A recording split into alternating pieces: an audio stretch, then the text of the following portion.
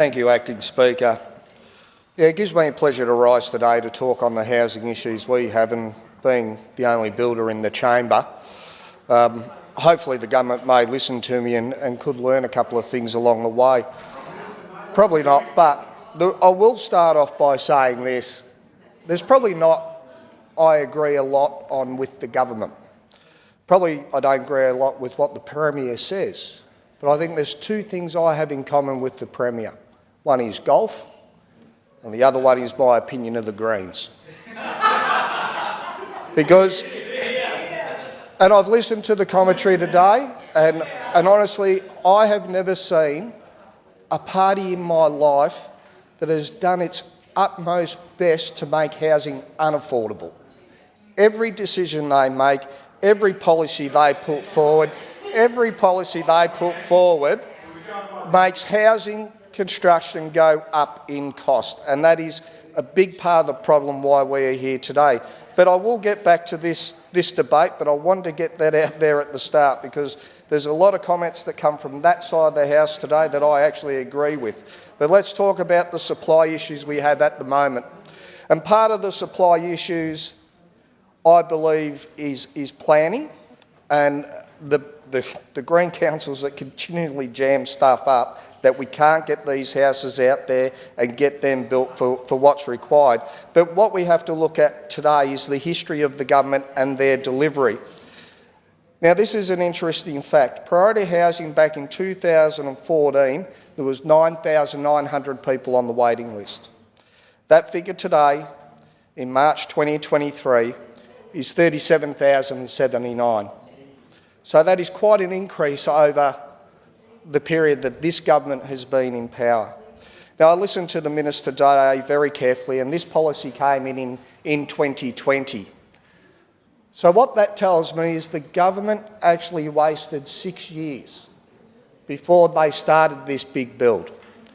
They were elected in 2014. It wasn't until 2020 that this became an issue, and then this supply is now at absolute urgency. We have a total amount of people now on priority or registered for interest in housing at 67,985. That is a lot of people waiting. And the government hasn't improved these figures very much over their term in government. What is concerning me, though, is the cost of this. Now, I think the Minister might have jumped the gun a little bit earlier today when our side said $1 billion for 1,300 homes. Now, I can tell you now as a builder, if I had known this contract was coming up, geez, I'd tender for it, because at a cost of about $700,000 a home, I believe the government can do better and supply more housing. That figure is way too expensive for social housing. Now, for those here that may look a little bit confused, I have priced social housing. I know what it costs. And at $700,000 per home, you should be delivering 2.5 times more than that. So this government should really be delivering somewhere around about 2,500 homes for that $1 billion. And I don't think anyone in this chamber would disagree with me when I say, if we're going to do this job, let's get the best bang for buck. Let's get the most amount of housing we can out of this $1 billion investment. Let's try and, instead of 1,300 homes, let's make it 2,500 homes, because that would benefit all of us in this chamber, everyone on that side and everyone in this side. I suppose there was one thing I didn't really appreciate until I got into this job, and how many people come through our doors looking for housing. And obviously it's not just isolated in my electorate, it will be every person in this room, some more than others. And I know the member for Morwell, and I know the struggles he has down in Morwell. And what he said today is so true. There are so many people out there that don't have housing. And even in my electorate, prior to me being elected to Parliament and going through the candidates process and you're meeting people, I had no idea, and I feel a little bit ashamed to be honest. I had no idea that at any point in time at night in my electorate, there are 500 people who are homeless. They're sleeping rough, they're sleeping in their cars, they're doing whatever they can do to stay warm. They're doing whatever they can do to get food. They go to food hubs to get food. And I am so grateful for my community. I did mention this just before the winter break, that my community got together and we're renovating 4 units for homeless women, because homeless women is a big proportion of this too. So my community, it's only 4 units, but it makes a difference, you know, and I'm so proud of what my community is doing at the moment. But what the advice I want to give the government is, I noticed today they said we have 132 different housing providers. 132.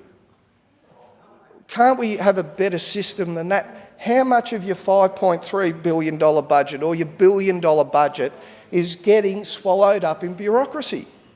132 different providers. That is phenomenal. Why can't you streamline that? Why can't you make that more efficient so you have more money to invest into social housing? Because at the moment, it is becoming one of the biggest issues in this state. And as I said, the government was 6 years late getting out of the blocks on this. When we left government, priority housing, 9,900, and now that's at 37,000. That is too late out of the gate.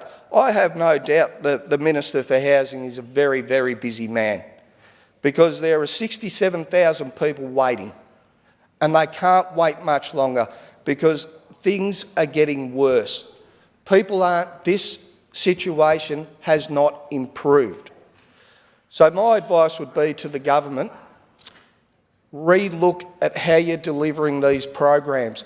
Get your best bang for buck. Let's get as many people into this social housing, into public housing, into affordable housing as soon as you possibly can. And my other word of advice to the government is, every time the Greens talk about building, every time the Greens even mention building, ignore them. They have no idea what they're talking about. And that's it for me. Thank you.